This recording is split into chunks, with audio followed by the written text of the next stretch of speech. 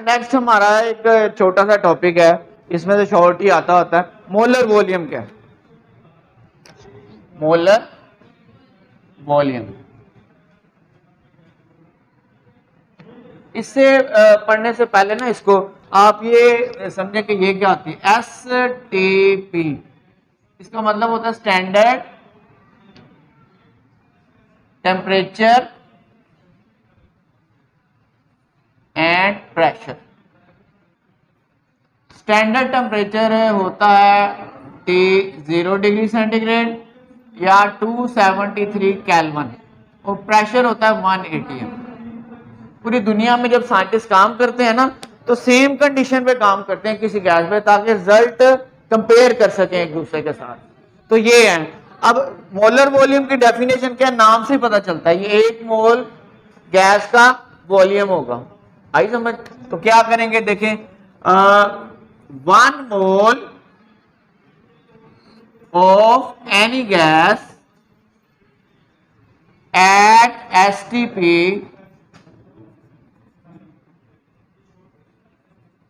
occupies a volume of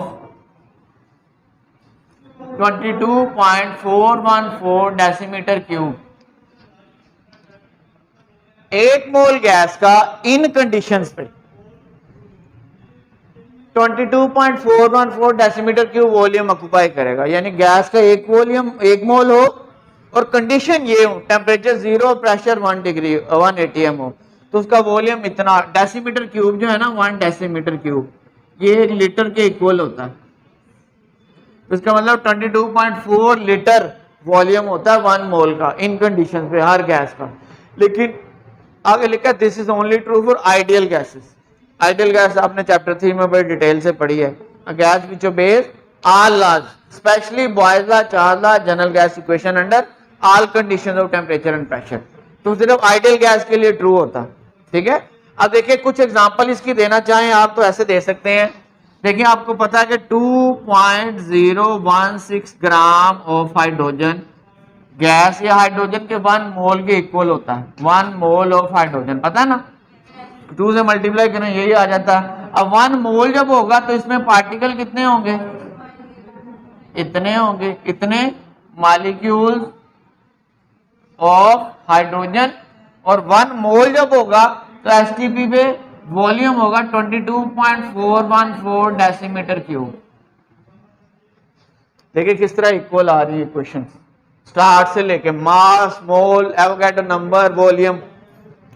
similarly book में एक और एग्जांपल दी है, 1 मोल ऑफ मीथेन।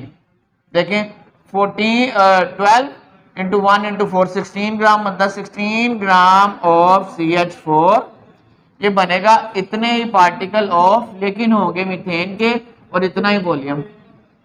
और भी आप एग्जांपल ऑक्सीजन की दे दें, O2 की 32 ग्राम बनेगा, 1 मोल इतने पार्टिकल इतना ही वॉल्यूम। कार्बन डाइऑक्साइड के दे दें 44 ग्राम बनेगा, 1 मोल इतने मॉलिक्यूल।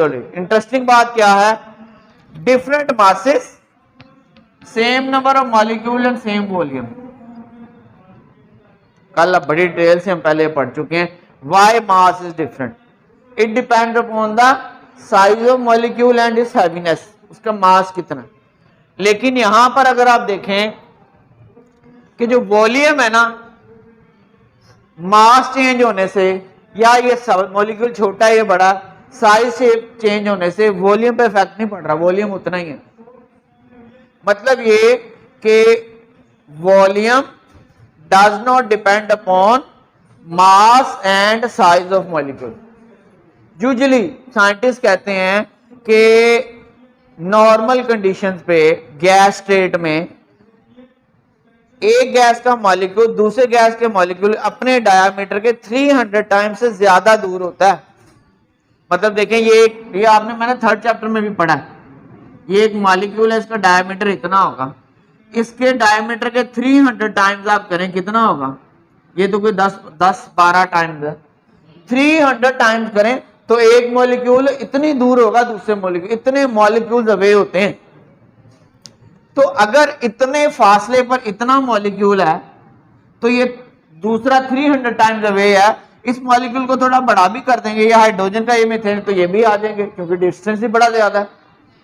तो ये काफी ज्यादा वॉल्यूम, इसमें काफी हर तरह के साइज का मॉलिक्यूल आ जाता है, ठीक है। उसके बाद है इसका, ये सिर्फ इसमें डेफिनेशन आ जाती है, एक दो एग्जांपल्स दे देना, ठीक है। अच्छा, ये एग्जांपल 10 है, वॉल्यूम है 500 क्यूबिक सेंटीमीटर। आगे क्या है?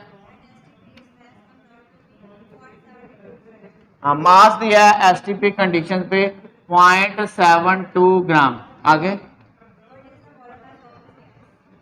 मोलर मास आपने निकालना है।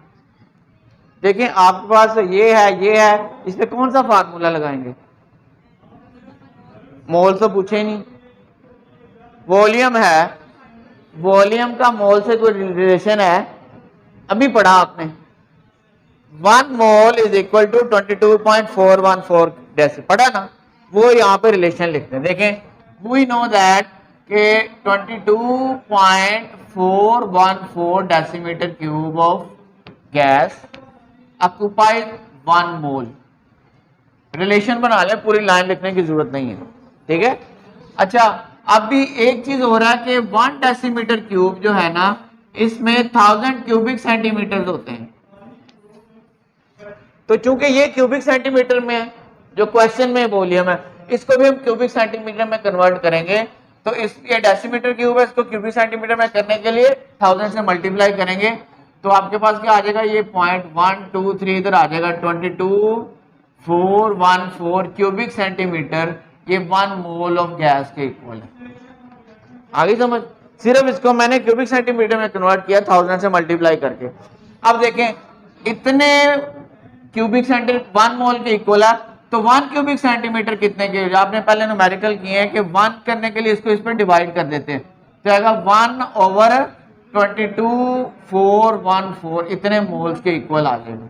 और हमारे पास चूंकि 5 क्यूबिक सेंटीमीटर है, तो फिर आप 500 क्यूबिक सेंटीमीटर पे आ जाए, 5 नहीं 500 क्यूबिक सेंटीमीटर, इसको आप 500 क्यूबिक सेंटीमीटर से मल्टीप्लाई कर देंगे। अब ये इतने वॉल्यूम के मोल्स बन जाएंगे।